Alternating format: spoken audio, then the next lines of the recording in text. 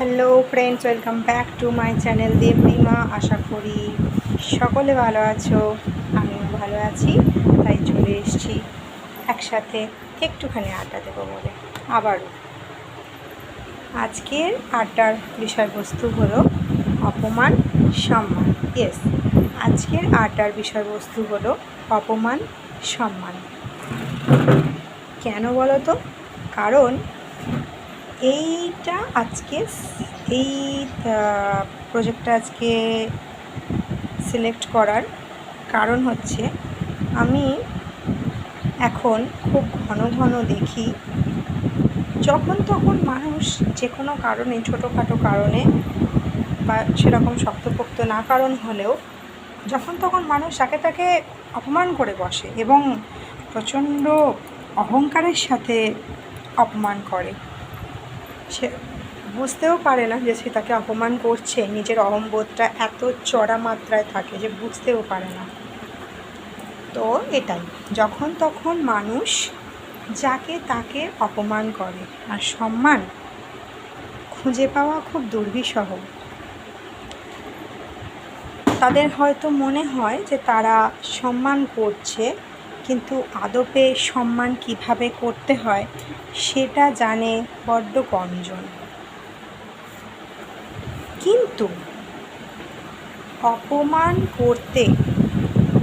কাউকে অপমান করতে কোনো যোগ্যতা লাগে না, সত্যিই লাগে না, একদম যাচ্ছে তাই যোগ্যতা।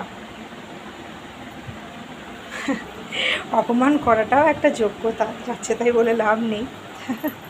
কি জানি, হবে হয়তো। যাই হোক, অপমান করতে যোগ্যতা লাগে না, কিন্তু কাউকে সম্মান করতে গেলে সঠিক শিক্ষার দরকার হয়। সঠিক শিক্ষা তার ভিতরে যদি না থাকে না, সে কাউকে সম্মান করতে পারবে না। তো সকলকে সম্মান রেখে চলো, আর সকলের সম্পর্কে সবসময় ভালোভাবে কথা বলতে হয়। কারণ কাউকে তুমি অপমান করলে সে তোমাকে সেটা কোনো না কোনো একদিন ফিরিয়ে দেওয়ার চেষ্টায় থাকবে। কিন্তু তুমি কখনো যদি কাউকে প্রশংসা করো বা কাউকে সম্মান করো, সেটার কোনো সাইড এফেক্ট নেই। তার মানে সেটা তুমি তোমার কাছে ফিরে আবার ঘুরে তার কাছ থেকে নাও আসতে পারে।